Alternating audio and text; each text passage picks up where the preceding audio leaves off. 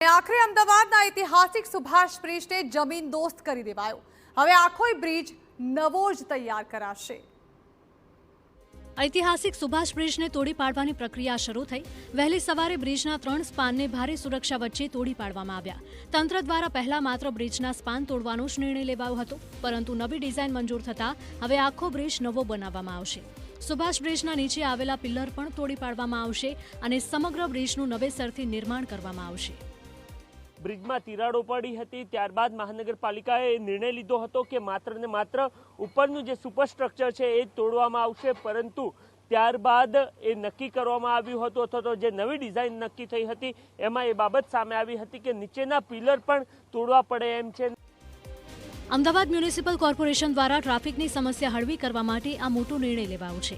અંદાજે 230 કરોડ રૂપિયાના તોતિંગ ખર્ચે આ અત્યાધુનિક નવો બ્રિજ તૈયાર કરવામાં આવશે, જેનાથી લાખો વાહન ચાલકોને મોટી રાહત મળશે।